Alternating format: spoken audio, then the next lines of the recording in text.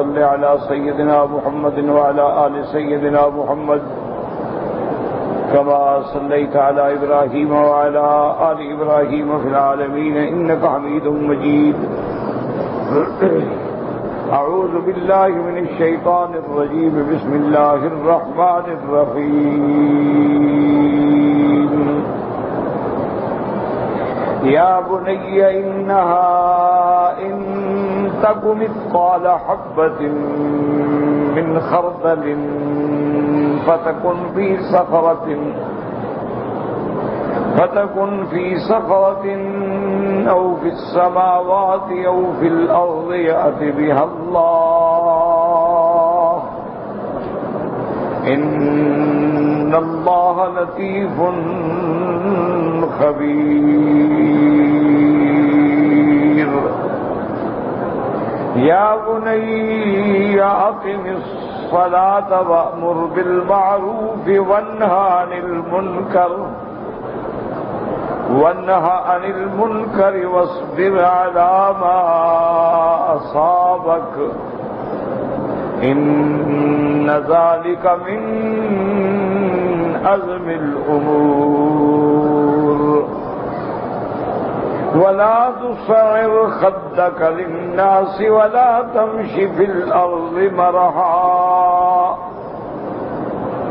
إن الله لا يحب كل مختال فخور. واقصد في مشيك واغضض من صوتك إن أنكر الأصوات لصوت الحمير. قال المؤلف المفسر رحمه الله تعالى أدام النفع بعلومه وعلومكم في الدارين آمين. إلى أن قال هذه وصايا نافعة قد حكاها الله سبحانه عن لقمان الحكيم لأن تصلح الناس يقتدوا بها. فقال يا بني إنها إن تك مثقال حبة من خردل أي إن المظلمة بالخطيئة لو كانت مثقال حبة خردل. وجبل بعضهم أن يكون الضمير في قوله إنها ضمير الشأن والقصة وجواز هذا رفع مثقال والأول أولى. يأتي بها الله أي أحضرها الله يوم القيامة حين يزن موازين القسط وجاز عليها إن خيرا فخير وإن شرا فشر كما قال تعالى ونضع الموازين القسط ليوم القيامة فلا تظلم نفسا شيئا. وقال تعالى فمن يعمل مثقال ذرة خيرا يره ومن يعمل مثقال ذرة شرا يره. ابو مفسر رحمۃ اللہ علیہ فرماتے ہیں کہ یہ ان وصایا میں ہیں جو حضرت لقمان علیہ السلام نے اپنے بیٹے کو وصیت کی تاکہ لوگ جو ہیں اقتداء کریں اور لوگ جو ہیں عمل کریں اور لوگ جو ہیں ان وصایا اور نصایا پہ ہوش کریں. آپ نے ارشاد فرمایا کہ اے میرے بیٹے یاد رکھ یا بنی انہا ان تک مثقال حبۃ من خردل. خردل کہتے ہیں یہ جو سرسوں کا دانہ ہوتا ہے چھوٹا سا جس سے تیل نکالا جاتا ہے کہ اگر تیری خطایا تیری گناہ یا تیرا کسی پہ ظلم اتنی چھوٹا سا بھی ہو انہا ان تک مثقال حبۃ من خردل یعنی اگر تو نے کسی پہ ظلم کیا ہے یا تم نے کوئی چھوٹ گناہ کیا جسے تم سمجھتے ہو بالکل حقیر گناہ ہے چھوٹی سی چیز ہے فَتَكُنْ فِي صَخْرَةٍ اور پھر وہ گویا پہاڑ کے اندر ہو ایک پتھر کے اندر ہو او فی السماوات او فی الارض یا آسمانوں میں ہو وہ چیز یا زمینوں میں یأت بہ اللہ، قیامت والے دن اللہ اس کو حاضر کر دیں گے کہ آ جاؤ دربار میں حاضر ہو جاؤ۔ منع یہ ہے کہ کوئی چیز اللہ سے چھپ نہیں سکتی۔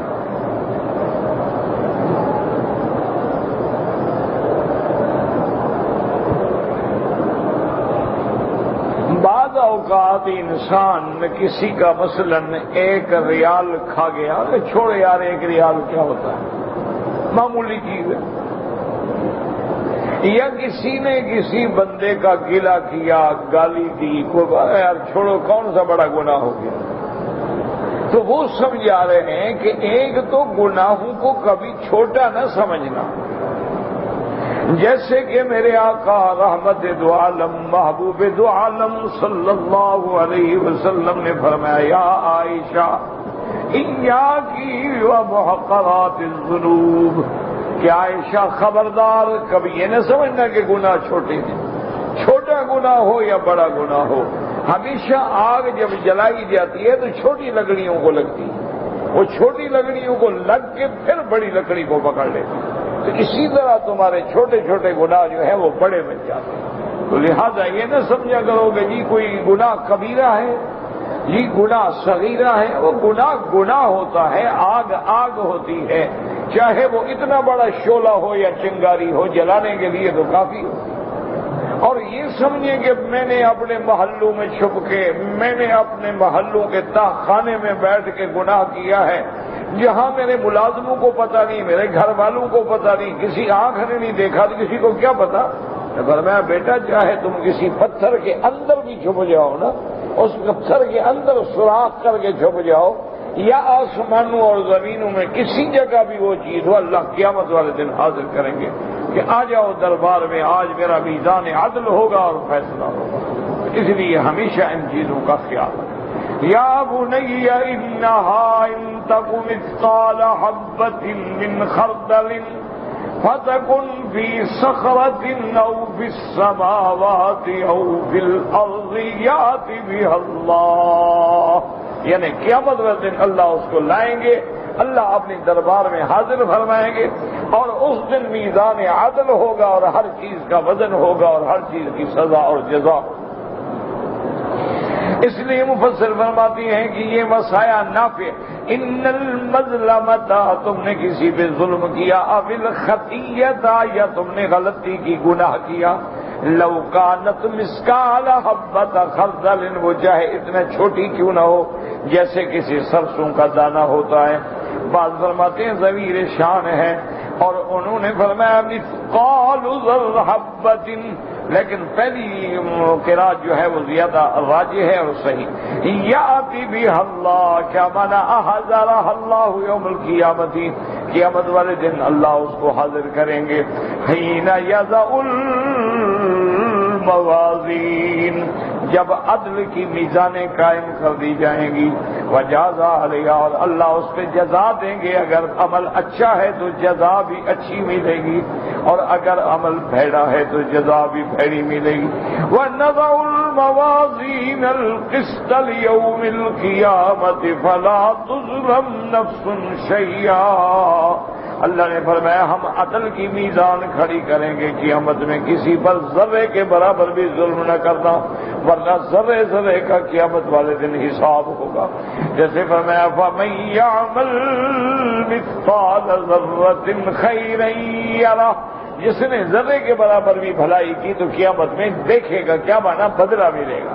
وَمَن يَعْمَلْ مِثْقَالَ ذَرَّةٍ شَرًّا يَرَهُ، اے وَلَوْ كَانَتْ تِلْكَ الذَّرَّةُ مُحْسِنَةٌ مُحَجَّبَةٌ فِي دَاخِلِ صَخْرَةٍ سَمَّاءٍ، چاہے وہ ذرہ ہو کسی قلعے کے اندر بند ہو، محجبۃ، وہ پردوں میں ہو، فی داخل صخرۃ سما، کسی بالکل سخت پہاڑ کے اندر، پتھر کے اندر ہو، او غائبۃ ذاہبۃ فی ارجاء السماوات والارض، یا وہ ایسی چیز ہے جو چھپنے والی جانے والی ارجائے سمائے ارض میں، فإن اللہ یأتی بہا، اللہ اس کو حاضر کریں گے، کیوں؟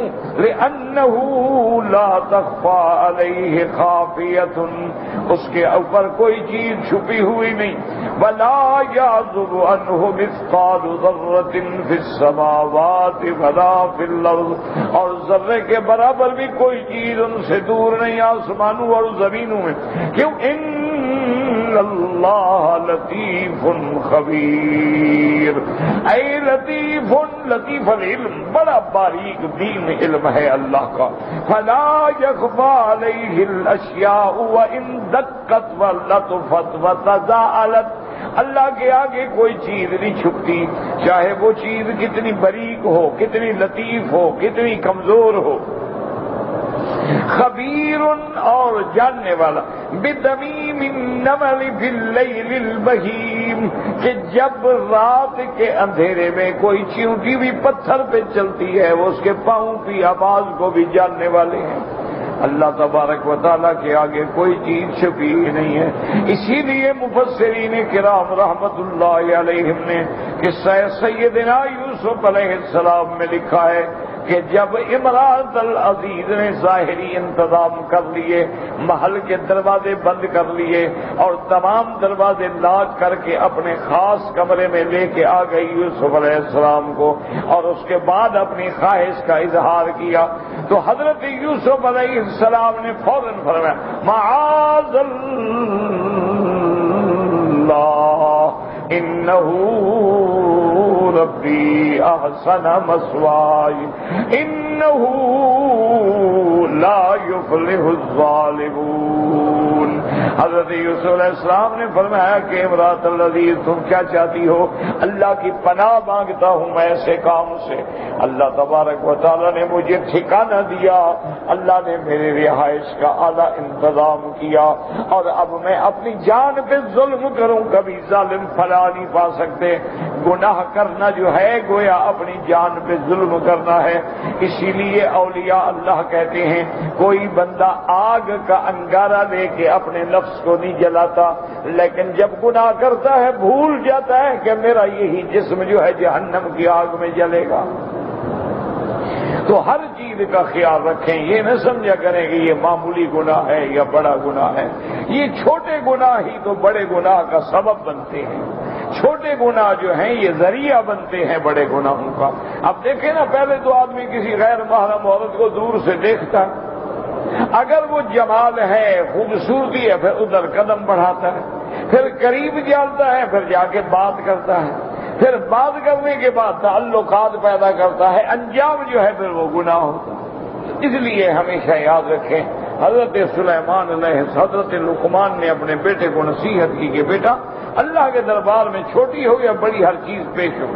وَقَدْ زَعَمَ بَعْضُهُمْ أَنَّ الْمُرَادَ بِقَوْلِهِ فَتَكُنْ فِي صَخْرَةٍ انہا صخرۃ تحت الارضین السبع، اور بعض مفسرین فرماتی ہیں کہ قرآن میں جو ہے فَتَكُنْ فِي صَخْرَةٍ، وہ کہتے ہیں صخرہ سے مراد وہ پتھر ہے جو 7 زمینوں کے نیچے ہے، اگر اس کے اندر بھی کوئی چیز چھپی ہو تو اللہ قیامت والے دن اس کو حاضر کر دیں گے۔ وذكر الصديق بإسناده ذلك المتروك ابن مسعود وابن عباس وجماعة من الصحابة رضوان الله عليهم أجمعين، ان صح ذلك، اگر ان کی طرف یہ قول صحیح ہے، ويروى هذا عن عطية اللوفي وأبي مالك والثوري والمنهال بن عمرو وغيرهم، وهذا والله أعلم كأنه متلقن من الإسرائيليات التي لا تصدق ولا تكذب، لا تصدق ولا تكذب۔ مفسر فرماتے ہیں معلوم یہ ہوتا ہے کہ یہ روایہ اسرائیلیہ ہے، اسرائیلی روایات سے حاصل کی گئی، اور اسرائیلی روایات کا یہ ہے کہ نہ ہم تصدیق کریں گے نہ تکذیب کریں گے۔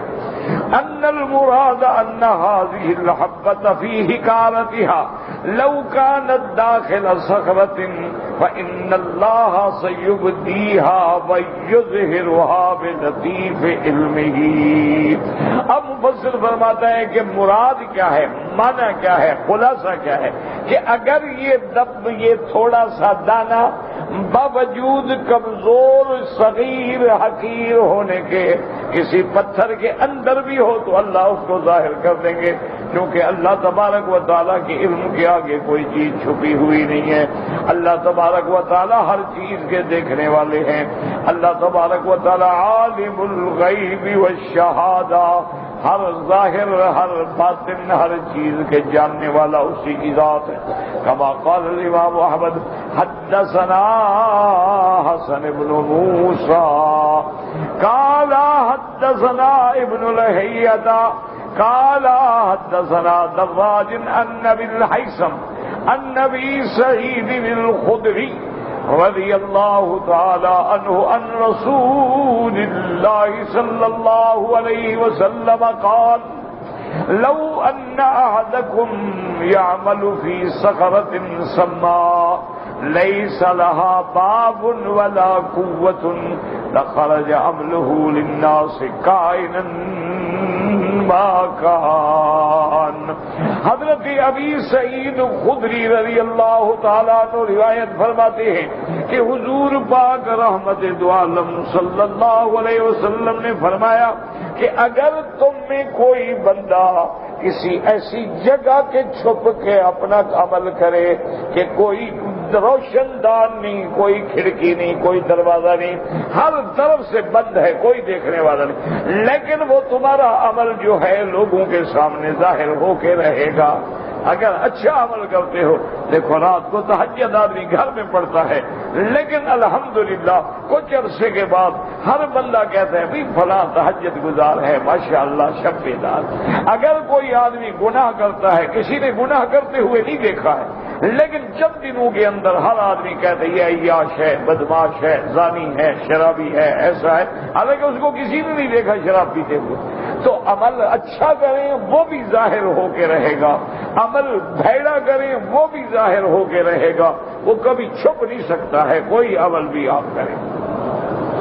اسی لیے اللہ تبارک و تعالیٰ نے میرے محبوب کے صحابہ کے بارے میں ارشاد فرمایا ہے. اللہ نے فرمایا کہ صحابہ کی صفت کیا ہے؟ تراہم رکعا سجدا یبتغون فضلا من اللہ ورضوانا سیماہم فی وجوہہم من اثر السجود. اللہ نے فرمایا کہ صحابہ کی جماعت کو دیکھو، یا رکوع میں کھڑے ہیں یا سجود میں کھڑے ہیں، دن کو گھوڑے کی پشت پہ جہاد کر رہے ہیں، رات کو مصلی پہ کھڑے ہاتھ باندھے اللہ کے آگے رو رہے ہیں، کبھی رکوع میں پڑے ہیں کبھی سجدے میں پڑے ہیں، اللہ کی رضا ڈھونڈتے ہیں. سیماہم فی وجوہہم، ان کی کثرت عبادت، ان کے کثرت سجود کی علامات جو ہیں ان کی پیشانیوں سے ٹپکتی ہیں، ان کے چہرے کی رونق بتلاتی ہے، ان کے چہرے کی نظارہ بتلاتی ہے، ان کے چہرے پہ جو اللہ نے ایک نور رکھا ہے وہ بتلاتا ہے.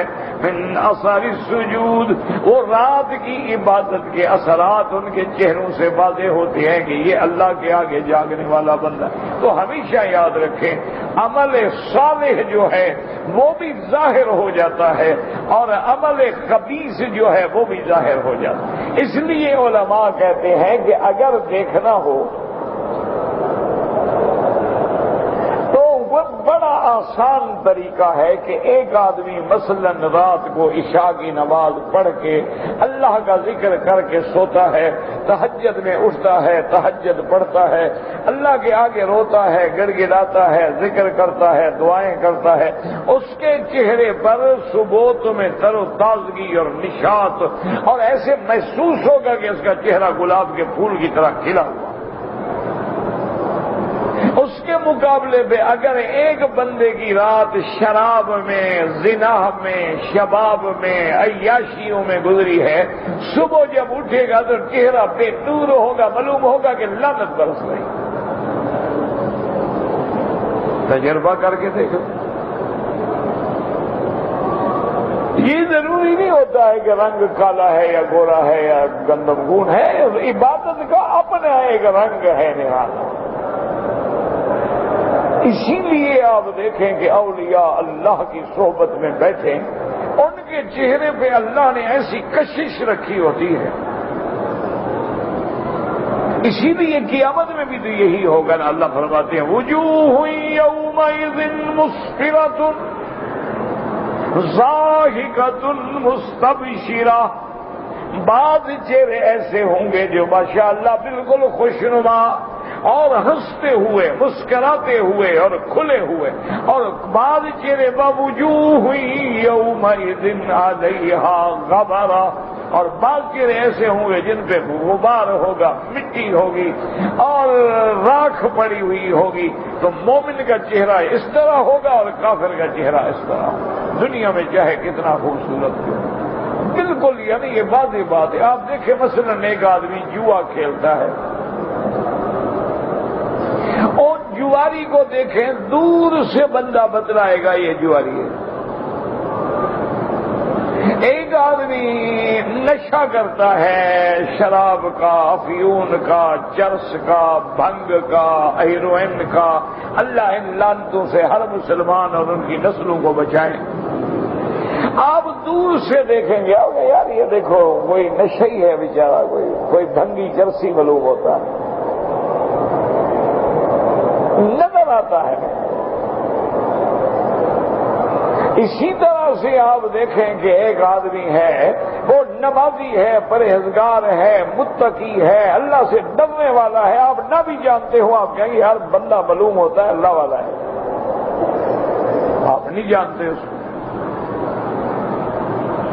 تو اس لیے اللہ تبارک و تعالیٰ تم ذرے کے برابر بھی عمل کرو وہ جانتے ہیں، اچھائی کرو گے جانتے ہیں، برائی کرو گے تو جانتے ہیں۔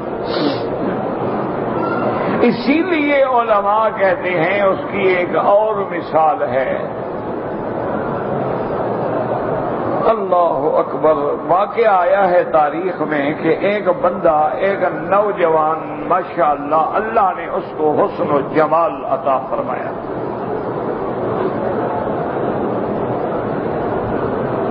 ایک دن وہ جا رہا تھا کہ راستے میں شہزادی کی سواری آ رہی تھی، وہ بیچارہ بھی سڑک کے کنارے ہٹ کے کھڑا ہو گیا، شہزادی گزر رہی ہے۔ اب شہزادی چونکہ اوپر ہودج میں بیٹھی ہوئی تھی اور اوپر بیٹھ کے وہ سب کو دیکھ رہی تھی، اس کی جب اس نوجوان پہ نظر پڑی تو وہ تو اس کے جمال کو دیکھ کے دنگ رہ گئی اور اپنے سہیلیوں کو حکم دیا کہ میرے غلاموں کو حکم دو کہ اس بندے کو پکڑ کے میرے محل میں لائیں۔ شہزادی تھی، وہ بیچارہ ایک عام آدمی تھا۔ 2 منٹ کے بعد اس کو لوگوں نے بڑے آرام سے، وہ جو اس قسم کے لوگ ہوتے ہیں وہ جانتے ہیں نا کہ کیسے لوگوں کو لیا جاتا ہے، بہرحال اس کو لے گئے اور شہزادی نے اس کو اپنے کمرے میں بلایا اور بڑے ناز و انداز سے اس کو بٹھایا اور کہا کہ دیکھو میں تمہارے جمال کو دیکھ کے بس میرا دل آ گیا، میں تمہارے بغیر نہیں رہ سکتی، لہذا یہ تمام لوازمات مہیا ہیں، میری خواہش پوری کرو۔ میں شادی شدہ ہوں، شادی تو میں نہیں کر سکتی تمہارے ساتھ، لیکن ہمارے عمل کو کون دیکھتا ہے، میں تمہیں یہاں ملازم رکھ لوں گی محل میں اور ملتے رہیں گے۔ تو نے کہا شہزادی پہلی بات یہ ہے میں غریب ہوں، تیرا میرا جوڑ ہی نہیں، تم نے منہ کالا کرنا ہے تو کوئی اپنے برابر کے آدمی سے کرو۔ دوسری بات یہ ہے کہ مجھ سے جیسی حلف لے لو، میں نے پیدا ہونے کے بعد کبھی گناہ نہیں کیا،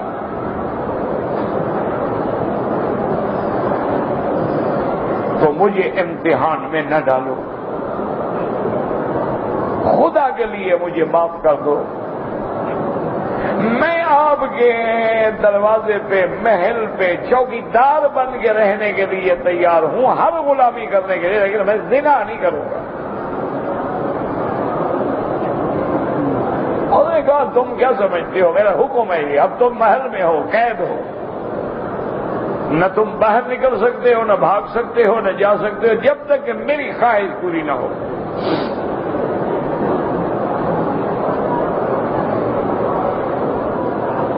جب وہ مجبور ہو گیا تو اس نے کہا کہ اچھا ٹھیک ہے، میرے بدبو ہے کپڑوں میں۔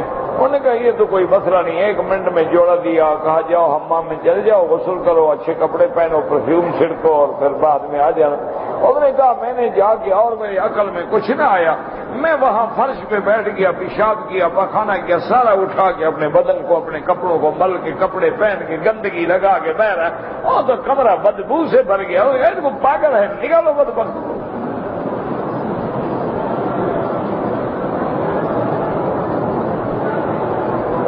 حکم دیا نگرانی ہوئے، اس بدبخت کو نکالو اور سارے کمرے کا سامان نکالو اور صاف کرو، اور بدبو ہوگی، سارا کمرہ میرا بدبو سے معلوم ہوتا ہے، تو پاگل ہے کوئی۔ انہوں نے کہا یہ پاگل کا ہی کام ہے، کون اپنی گندگی اپنے منہ پہ بھرتا ہے؟ نکال دیا۔ اللہ کی شان یہ ہے کہ چند دنوں کے بعد جب اس پہ موت آئی تو لوگوں نے کہا کہ اس کے چہرے پہ جو جمال تھا اور اس کے بدن سے جو خوشبوئیں اٹھ رہی تھی، ایسی کائنات میں کبھی دیکھی نہیں۔ اللہ نے بدلہ دے دیا کہ تم نے گناہ سے بچنے کے لیے اپنے آپ کو بدبودار کیا تھا، میں نے تمہیں قیامت تک کے لیے خوشبودار کر دیا۔ تو اس لیے عمل چھوٹا ہو بڑا ہو، اچھا ہو برا ہو، کبھی چھپتا نہیں ہے۔ عشق اور مشک کبھی چھپائے نہیں چھپتے۔ دیکھو نا، تو مشک عطر ہوتا ہے، اس کو کپڑے میں باندھ لو، ڈبہ جیب میں ڈالو، لیکن خوشبو نکلے گی۔ اسی طرح جو برائی ہے وہ بھی ایک دن نکلتی ہے، وہ چھپ نہیں سکتی۔ اب فرماتی ہیں کہ حضور پاک صلی اللہ علیہ وسلم نے فرمایا لو ان احدکم یعمل فی صخرۃ سما، اگر تم میں سے کوئی آدمی ایک ایسے پتھر میں جو بالکل سخت ہے، اس کے اندر لیس لہا باب، دروازہ بھی نہیں، ولا قوت، روشن دان بھی نہیں، اس کے اندر چھپ کے عمل کرتا ہے، لخرج عملہ للناس کائنا ما کان، اس کا عمل جو ہے وہ لوگوں کے سامنے ظاہر ہو جاتا ہے۔ ثم قال تبارک وتعالى یا بنی اقم الصلاة وامر بالمعروف وانہ عن المنکر واصبر على ما اصابک ان ذلک من عزم الامور۔ اب نصیحت فرمائی کہ میرا بیٹا اقیم الصلاۃ، اقیم الصلاۃ کا کیا معنی؟ اے بحدودھا وفروضھا واوقاتھا، نماز قائم کرو۔ قائم یہ نہیں کہا اللہ نماز پڑھو، یہاں بھی حکم ہے کہ نماز قائم کرو۔ اقیم الصلاۃ لدلوک الشمس الی غسق اللیل، اسی طرح فرمایا یقیمون الصلاۃ ومما رزقناہم ینفقون، کہیں فرماتے ہیں اقاموا الصلاۃ وآتوا الزکاۃ، کہیں فرماتے ہیں مقیمین الصلاۃ، اور یہاں بھی حضرت لقمان فرماتے ہیں میرا بیٹا نماز ان کو قائم کرو۔ قائم کرنے کا کیا معنی؟ نمازوں کے حدود، شروط، ارکان، فرائض، اوقات پورا پورا خیال کرو، وہ ہوتا ہے۔ دیکھو نا، اب کسی چیز کو قائم کرو، کھڑا کرو۔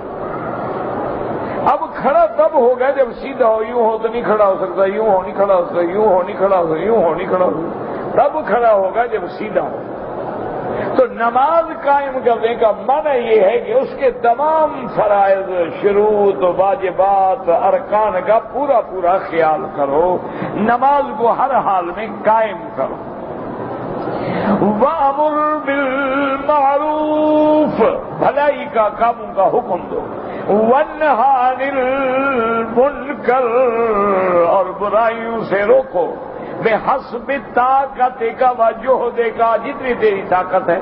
کیوں؟ اگر ایک آدمی بادشاہ ہے، حاکم ہے، مجسٹریٹ ہے، ڈی سی ہے، وہ تو حکم سے بھی برائی روک سکتا ہے نا، اور ایک ہمارے جیسا آدمی جو زبان سے تو روکو۔ ایک آدمی زبان سے بھی نہیں روک سکتا تو دل میں تو برائی کو برائی سمجھو اور برے لوگوں کو برا سمجھو.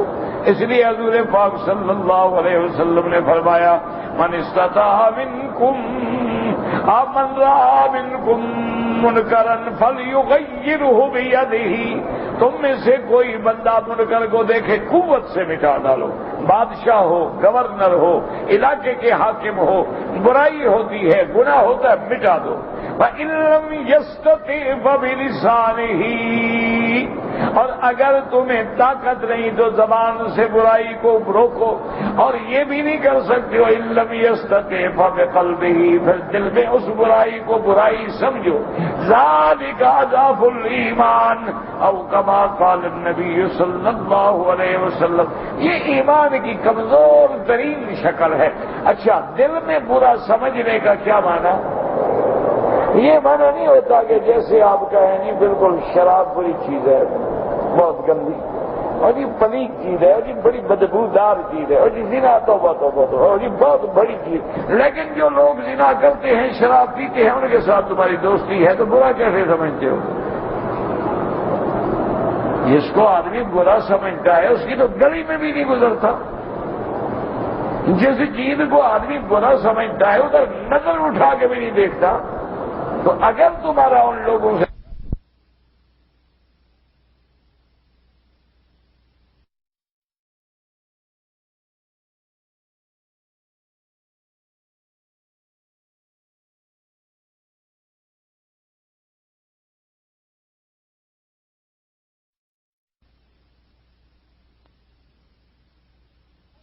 سمجھنے کا من ہی یہی ہوتا ہے کہ ان سے دور ہو جاؤ.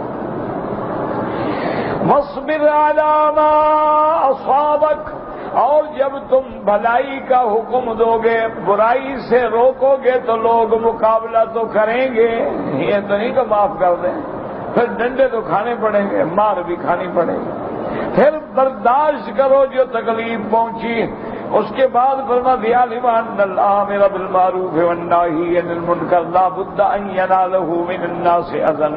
جو آدمی بھلائی کا حکم کرنے والا ہے، برائی سے روکنے والا ہے، لازم اس کو لوگ تکلیف پہنچاتے ہیں. وامرہ بالصبر.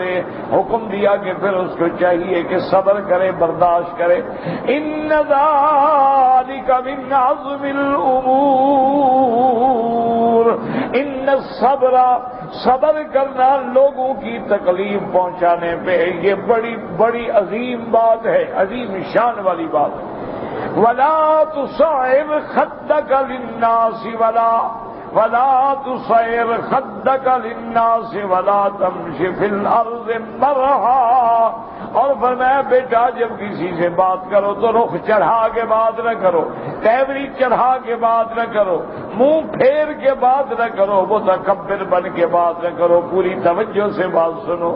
وَلَا تُصَعِّرْ خَدَّكَ لِلنَّاسِ يقول لا تعرض بوجهك للناس اذا كلمتهم او كلموك احتقارا منك لهم واستكبارا عليهم. یعنی ایسا نہ کرو کہ جب کوئی بات کرنا کیا منہ پھیر کے کیا ہے جی بکو کیا کہتے ہو، یہ تکبر نہ کرو. وَأَلِنْ جَانِبَكَ، نرم پیش آؤ. وَابْسُطْ وَجْهَكَ، کھلے چہرے کے ساتھ بات سنو. كما جاء في الحديث ولو أن تلقى أخاك ووجهك إليه منبسط فإياك وإسبال الإزار فإنها من البخيلة والبخيلة لا يحبها الله. جیسے حدیث میں آیا ولو أن تلقى أخاك ووجهك إليه منبسط، کہ جب بھائی کو ملو تو کھلے چہرے سے ملو. وَإِيَّاكَ وَإِسْبَالَ الْإِزَارِ، اور خبردار اپنے کپڑے پاؤں سے نیچے لٹکا کے نہ چلے کرو، کیونکہ یہ متکبرین کی علامت ہے. فَإِنَّهَا مِنَ الْمَخِيلَةِ وَالْمَخِيلَةُ لَا يُحِبُّهَا اللَّهُ. اور تکبر کے عادات جو ہیں ان کو اللہ تبارک و تعالی پسند نہیں فرماتے ہیں. قال علی بن ابی طلحہ عن ابن عباس فی قوله تعالی وَلَا تُصَعِّرْ خَدَّكَ لِلنَّاسِ. کیا مانا؟ لا تتکبر، تکبر نہ کر. وَتَحْتَقِرَ عِبَادَ اللَّهِ، اور لوگوں کو حقیر سمجھے، چھوڑو جی کیا ان کی بات کرنی ہے. نہیں، انسان بنو، تم بھی انسان ہو، تم بھی بندے ہو، اور تم کس بات پہ تکبر کر رہے ہو؟ اور اس کے بعد جناب فرماتی ہیں متعرض عنهم بوجهك اذا كلموك وقدر الله في وجهك بدانه وقال مالك بن زيد بن لا تسعر خدك للناس لا تتكلم وانت مورد، ایسے حال میں بات نہ کرو بھائی سے کہ تم منہ پھیر کے بات کرو، بات کرو، ہنس کے بات کرو، اچھی طرح بات کرو۔ لیکن ایک بات یاد رکھیں کہ یہ آداب جو ہیں دونوں جانب سے ہوتے ہیں۔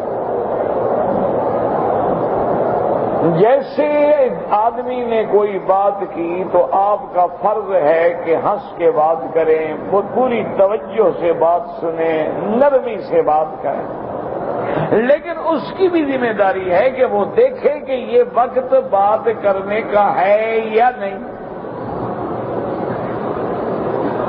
ایک بات سمجھے، مثلا ایک آدمی ہے، اس نے درس دیا، تقریر کی، 1 گھنٹہ، 1.25 گھنٹہ، پونا گھنٹہ، بندہ ہے تھک گیا، اب تھکا ہوا وہ جا رہے، اب تم شروع ہو گئے، وہ بھی تو انسان ہے۔ اچھا ایک آدمی ہے وہ نماز کی طرف جا رہا ہے، طواف کی طرف جا رہا ہے، اور تم روزے موجی بل، بھائی تمہیں یہی ٹائم ملا ہے، تو اگلے کو بھی چاہیے کہ دوسرے کی رعایت کرے، تب گاڑی چلتی۔ اب لوگ یہ سمجھتے ہیں کہ چلو جی میں اتفاق سے آدمی آگے آ گیا ہے تو میں تو پکڑ کے اپنی بات پوچھ لوں نا، یہ نہیں سوچیں گے کہ وہ غریب کس حال میں ہیں۔ اچھا ایک آدمی بیٹھا اپنا وظیفہ کر رہا ہے، اپنی جگہ سے اٹھ کے الگ بیٹھا ہے، تو غور کرو بھی ادھر کیوں بیٹھا ہے، آ کرو جب فارغ ہوگا میں بات کروں گا۔ اب السلام علیکم، وہ بیچارہ آدھا وظیفہ پڑھ کے بیٹھا ہے، آدھی سورت اس نے پڑھی، اب کیا کرے، یا تو قرآن رو کے وظیفہ توڑے، اس کے ساتھ حضرت کی بات کرے، نہ کرے کہے گا دیکھو جی مولوی صاحب سے میں نے بات کی، توجہ ہی نہیں کی۔ یہ گاڑی دونوں طرف سے چلتی ہے کہ دونوں کو آداب کا خیال ہو، دونوں کو آداب کا لحاظ ہو، پھر جا کے معاملہ جو ہے وہ صحیح ہوتا ہے۔ کہ آپ ایک آدمی کھانا کھا رہے ہیں، آپ آگے السلام علیکم ورحمۃ اللہ، کیا حال ہے جناب، اور جی میرا فلاں کام ہے، ان کو کھانا تو کھانے دو۔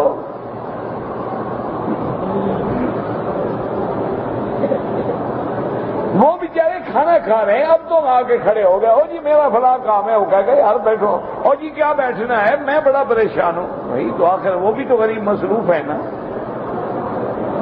اس لیے ایک دوسرے کا خیال رکھیں، ایک دوسرے کا لحاظ رکھیں تو بندہ گناہگار نہیں ہوتا۔ ایک دوسرے کا خیال نہ رکھو، یا زیادتی اس کی طرف سے ہو جائے گی یا اس کی طرف سے۔ اچھا وہ تو پھر بڑے شان والے لوگ ہوتے ہیں جن کو اللہ نے اتنا حوصلہ دیا ہوتا ہے کہ لوگ جو بھی کریں ان کو ناراضگی نہیں آتی۔ وہ ایک آدمی آیا حضرت تھانوی کی خدمت میں،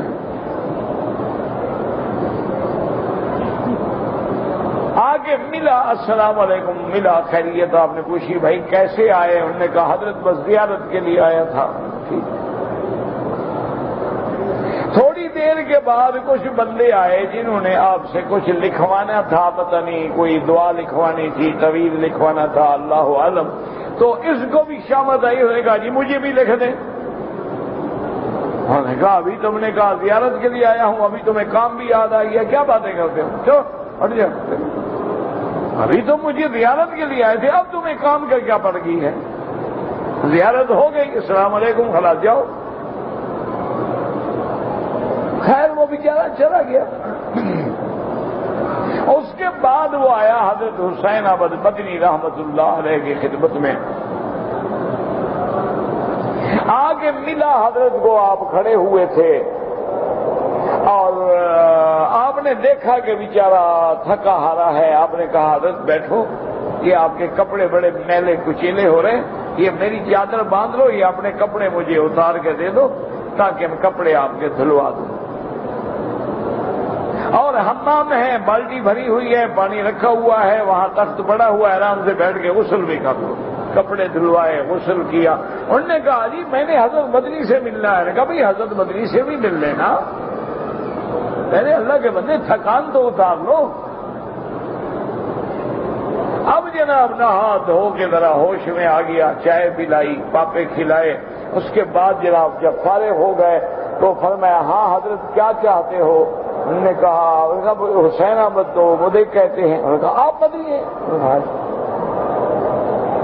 تو حضرت میری تو بڑی زیادتی ہے، میں نے آپ سے کپڑے دھلوائے. فرمایا بھائی میرے مہمان ہو. اکرام مہمان جو ہے وہ سنت رسول عربی ہے. انہوں نے کہا اچھا جی وہ تو بہرحال جو ہوگا.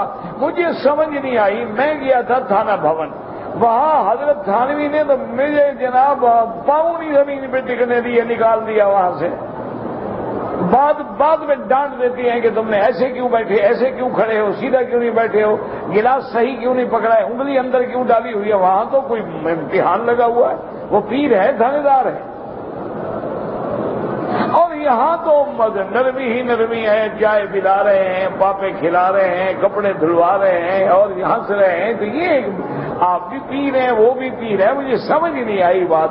انہوں نے فرمایا بھائی ایک ڈاکٹر ہوتا ہے ایک کمپاؤنڈر ہوتا ہے. انہوں نے کہا انہوں نے کہا ڈاکٹر کا کام ہوتا ہے چیرنا پھاڑنا، کمپاؤنڈر کا کام ہوتا ہے مرہم لگانا. وہ ڈاکٹر ہیں، ہم تو کمپاؤنڈر ہیں، ہم تو اس لیے نرمی کرتے ہیں، مرہم لگاتے ہیں.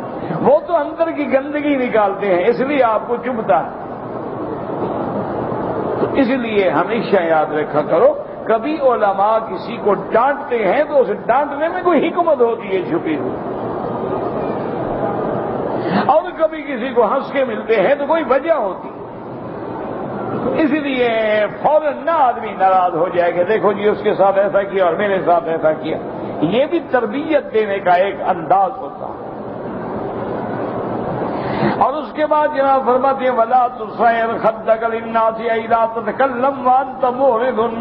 وَقَضَى رَوَى عَنْ مُجَاهِدٍ وَإِكْرَمَةَ يَزِيدَ بْنِ الْأَصَمِّ وَأَبِي الْجَوْزَاءِ وَسَعِيدِ بْنِ جُبَيْرٍ وَالضَّحَاكِ وَابْنِ زَيْدٍ وَغَيْرِهِمْ.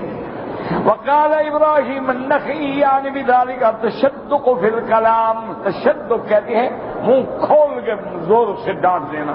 والصواب والقول الاول قال ابن جریر واصل الصالح یاخذ الابل فی عناقها ورؤوسها حتى تفلت عناقها عن رؤوسها فشبه به الرجل المتکبر. اب مفسر رحمۃ اللہ علیہ ابن جریر فرماتے ہیں کہ سحر اصل میں بیماری ہے، اونٹوں کو لگتی ہے ان کی گردن میں، تو وہ سر ادھر ہوتا ہے تو گردن ادھر ہوتی ہے. تو تشبیہ ہو گئی متکبر کی کہ وہ بات ادھر کر رہا ہے لیکن دیکھ ادھر رہا ہے، بات ادھر کر رہا ہے دیکھ ادھر رہا ہے. تکبر ہے ان کو دیکھنا ہی نہیں چاہتا ہے. تو اس سے اللہ تبارک و تعالی نے بھی منع فرمایا اور حضرت نے بھی وصیت دی. ومن قول عمرو بن حیی التغلبی وقلنا اذ الجبار صار خده اقمنا له من ميله فتقوما وقلنا قديما لا نقر ظلامة اذا ما سنوا صار الرؤوس نقيمها.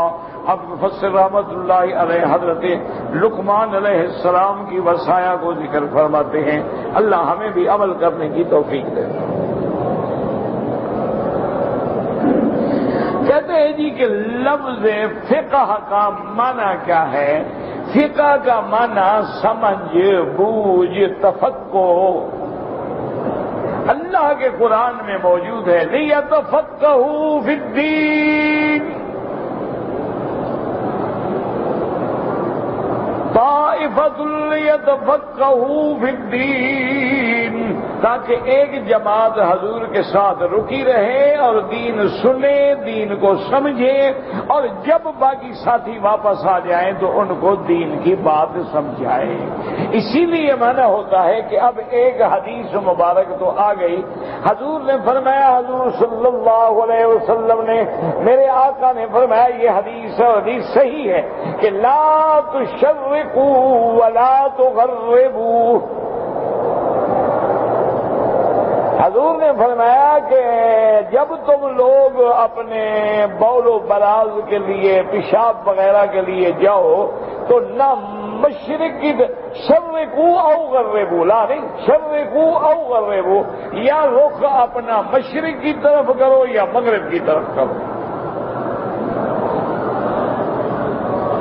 ولیکن شرقو او غربو. اب جناب یہ حدیث ہے کہ حضور نے فرمایا کہ جب تم حمام میں جاؤ تو یا رخ کرو مشرق کی طرف یا مغرب کی طرف. اب پاکستان میں یا بنگلہ دیش میں یا انڈیا میں یا برما میں جو لوگ ہیں وہ کیسے مغرب کی طرف رخ کریں؟ ان کا تو قبلہ مغرب کی طرف ہے، اور حضور فرماتے ہیں یا رخ مشرق کی طرف کرو یا مغرب کی طرف کرو. یہ ہے حدیث. اس میں تفقہ کیا ہے؟ سمجھنے والے نے کیا سمجھا، محدثین نے کیا سمجھا، ائمہ مجتہدین نے کیا سمجھا؟ انہوں نے کہا معنی کیا ہے، مقصد کیا ہے کہ کعبے کی طرف رخ نہ کرو، کعبے کی طرف پشت بھی نہ کرو. تو یہ حکم تھا مدینے والوں کو کہ تم مشرق کی طرف رخ کرو یا مغرب کی طرف، تاکہ تمہارا رخ قبلے کی طرف نہ ہو اور پشت بھی قبلے کی طرف نہ ہو. لیکن یہ حکم ساری دنیا کے لیے نہیں ہے. اصل حکم یہ نکلا کہ کیوں کعبے کی طرف رخ نہ کرو. تو یہ ہے تفقہ کہ اس کے اندر سے مفہوم کو سمجھ لیا. اگر ظاہر لفظوں پہ بیٹھے رہے پھر تو معنی یہی ہوگا کہ مشرق کی طرف رخ کرو یا مغرب کی طرف رخ کرو. تو اس کا معنی ہوتا ہے تفقہ. حضور صلی اللہ علیہ وسلم نے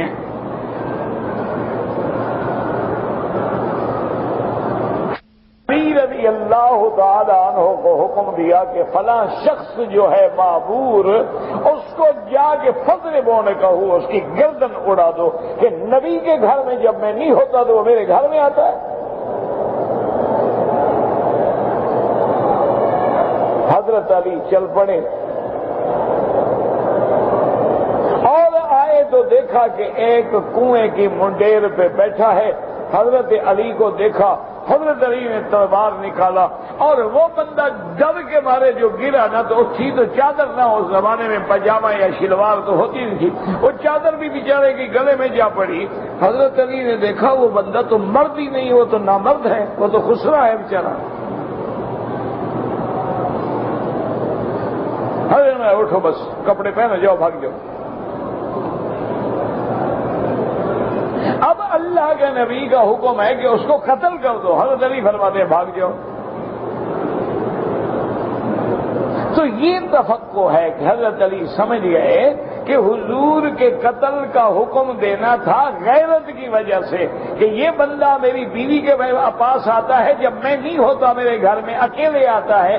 نعوذ باللہ حضور کی غیرت جاگی. یہ بندہ تو عورت کے قابل ہی نہیں ہے، یہ کیا گناہ کرتا ہوگا غریب.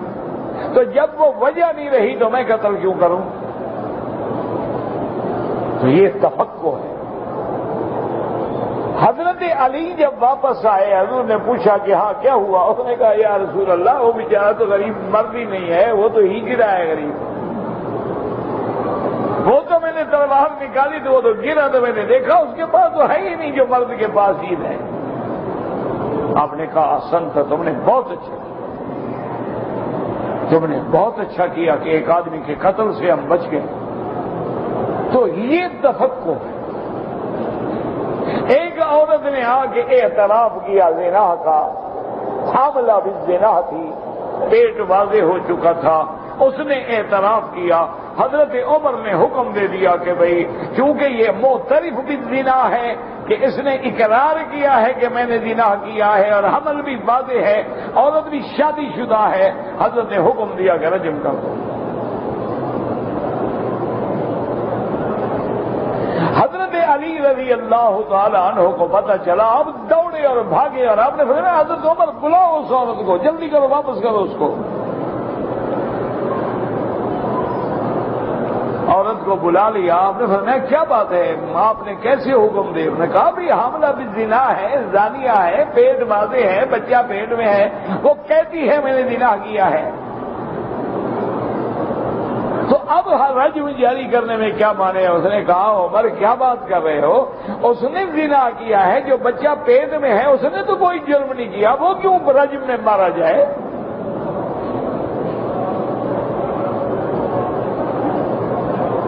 ہاں بات تو ٹھیک ہے، اب مجھے خیال ہے چھوڑو اس کو. تو یہ تفقہ فی الدین ہے. حالانکہ حضرت عمر بھی تو قرآن کے مطابق حکم دے رہے ہیں نا کہ زنا ثابت ہو گیا رجم کر دو. اب جب عورت کا حمل وضع ہو گیا، بچہ پیدا ہو گیا، وہ بچہ لے کے پھر آ گئی، حضرت میں نے گناہ کیا مجھے پاک کریں۔ حضرت فرمایا بالکل نہیں، مت حکم دینا، بچے کو کون دودھ پلائے گا؟ اس کی ذمہ داری کون لے گا بچے کی؟ ہم نے کہا دوڑ جاؤ، جب بچہ تمہارا روٹی کھانے کے قابل ہو جائے پھر آ جانا۔ تو یہ ہوتا ہے تفقہ فی الدین، اسی کا نام فقہ ہے اور اسی کا نام فقہی مسائل ہے کہ وہ مسائل جو قرآن و حدیث سے مستنبط کر کے علماء نے جمع کر کے ہمیں سمجھائے ہیں کہ بھئی اس مسئلے میں یہ حکم ہے، اس مسئلے میں یہ حکم ہے۔ پھر ان کے ادلہ جو ہیں اس کو کہتے ہیں تخریج احادیث، کہ پھر دلیل اپنی جو ہے جی یہ مسئلہ ہم نے فلاں حدیث سے سمجھا، یہ مسئلہ ہم نے فلاں حدیث سے سمجھا۔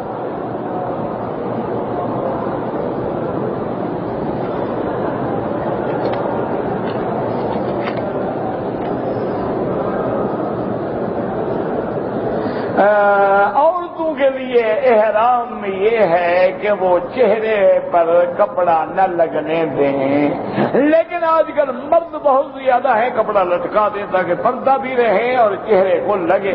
مانا ہوتا ہے نقاب نہ پہنے جو چمٹ جائے، آگے گھونگھٹ ڈال دیں بس۔ کہتے جی کہ شادی کرنا سنت ہے یا فرض ہے، یہ حالات پہ ہے۔ ویسے تو ایک عام لفظ ہے النکاح من سنتی فمن رغب عن سنتی فلیس منی۔ حضور نے فرمایا نکاح کرنا یعنی شادی کرنا جو میری سنت ہے، میرا طریقہ ہے، میرا اسوہ ہے اور تمام انبیاء کا طریقہ۔ لیکن ایک وقت ایسا ہوتا ہے کہ جب بندہ جوان ہے، دولت ہے، پیسہ ہے، اپنے نفس پہ زنا کا خوف ہے، تو اب تو فرض سے بھی آگے بڑھ گیا کہ وہ کیسے بچے گناہوں سے، ورنہ جو ہے وہ سنت ہے۔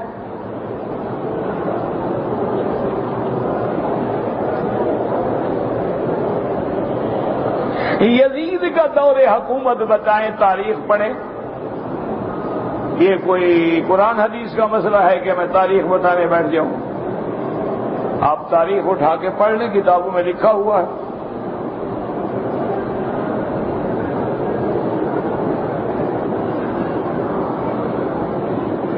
بہرحال طواف کرتے ہوئے میرا بدن کسی غیر عورت سے لگا اور میرے دل میں گندے خیالات آئے۔ آپ نے استغفار پڑھا، بس آپ کے کام یہی ہے، استغفار پڑھیں اور آئندہ بچنے کی کوشش کریں۔ میرا بھائی دیکھو نا، ایک بات مجھے سمجھائیں، آپ پڑھے لکھے آدمی ہیں، میں تو جاہل بندہ ہوں۔ یہ ستون ہے، اس سے آپ کبھی نہیں ٹکراتے، کیا وجہ؟ دیکھو نا ہر طرف ستون ہے، ادھر ستون ہے، ستون یہ ستون یہ تو میں نے نہیں دیکھا تم جا کے ٹکر مار دو کبھی ستون کو۔ آخر عورت سے کیوں ٹکراتے ہو؟ ستون سے تو نہیں ٹکراتے ہو۔ نہیں، مجھے سیدھی بات سمجھاؤ نا، تم پڑھے لکھے لوگ ہو، تم سمجھا سکتے ہو، میں تو جاہل آدمی ہوں۔ مانا یہ ہے کہ اس کو دیکھ کے چلتے ہو اور سمجھتے ہو کہ اگر میں لگا تو سر پھٹ جائے گا، وہاں تمہیں جہنم کا ڈر نہیں، وہاں جہنم کا ڈر ہو تو کبھی عورت کو وزن نہ لگے تمہارا۔ تم بھی دیکھ کے چلو، آنکھیں تم نے کوئی پھوڑی ہوئی ہے کہ عورت آ رہی ہے جا رہی ہے، رک جاؤ، نہیں لگے گا وزن۔ ایک طرف عورتوں کا جھم گھٹا ہے، دور ہو جاؤ، کبھی وزن نہیں لگے گا۔ ستون سے بچ جاتے ہو، دیوار سے بچ جاتے ہو، کانٹے سے بچ جاتے ہو، گندگی سے بچ جاتے ہو، کیچڑ سے بچ جاتے ہو۔ اگر کوئی حرم میں صفائی کر رہے ہیں، وہاں فرش کی دھلائی کر رہے ہیں، وہاں سلپ ہونے سے بچ جاتے ہو، عورت سے ضرور تمہاری ٹکر ہو جاتی ہے، وجہ کیا ہے آخر؟ منع یہ ہے کہ تم بدنیت ہو اور تمہارے دل میں شیطان گھسا ہوا ہے۔ اگر تمہیں یقین ہوگی یہ میری ماں ہے، میری بیٹی ہے، میری بہن ہے، اللہ کی مہمان ہے، اگر اللہ کی مہمان کو میں نے چھیڑا تو خدا کبھی معاف نہیں کرے گا۔ مجال ہے کہ ٹکراؤ، تمہارے تو عورت کو دیکھتے پسینے چھوٹ جائیں. الزواج والنکاح الذي كتبت بلغة عربية فليراجع الشيخ باللغة العربية. اگر کوئی عزیز فوت ہو گیا ان کے لیے طواف کریں، حج کریں، کوئی منع نہیں. نماز میں نیت میں کیا کہنا چاہیے؟ کعبۃ اللہ سامنے نہیں، کعبۃ اللہ پیچھے، میں آگے. یہ عقل ہے.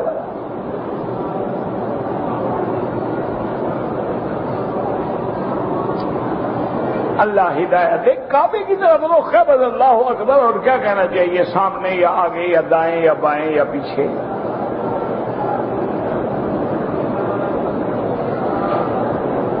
ایک جگہ قبرستان کی ضرورت ہے، وہاں میں زمین خرچ کر کے، پیسہ خرچ کر کے قبرستان کی جگہ خرید کر کے دوں یا مسجد کی جگہ خرید کر کے دوں، زیادہ ثواب کس میں ہے؟ اور مسجدیں تو بہت بنی ہوئی ہیں نا، بندے مردے کہاں دفن کریں؟ یہ ضرورت پہ ہے. ایک آدمی کو ضرورت ہے علاج کی، تم علاج کے بجائے کپڑا دے دو، کیا کرے گا؟ جہاں ضرورت قبرستان کی زیادہ ہے وہاں تمہیں زیادہ ثواب ہوگا. جہاں قبرستان تو ہے لیکن لوگوں کے پاس مسجد نہیں ہے، وہاں مسجد کا زیادہ ثواب ہوگا.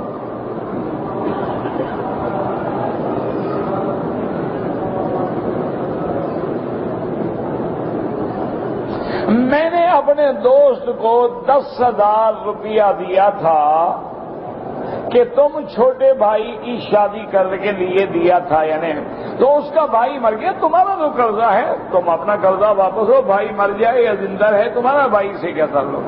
تم نے دیا تھا، وہ بھائی کی شادی کر رہا تھا، تم نے اس کو قرض دیا، اپنا واپس لے لو. اگر معاف کرنا چاہتے ہو تمہاری مرضی ہے، معاف کر دو.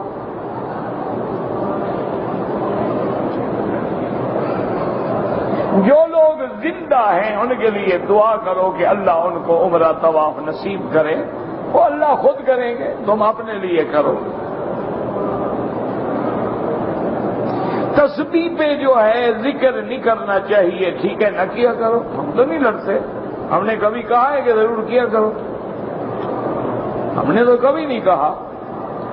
ذکر جو ہے انگلیوں پہ افضل ہے. تسبیح وغیرہ جو ہے یہ اعلی ذکر ہے کہ بھولی بسری بات یاد آ جاتی ہے تو بندہ کچھ کر لیتا. جیسے آج کل سپیکر پہ نماز پڑھتے ہو، حضور نے تو کبھی نہیں پڑھائی.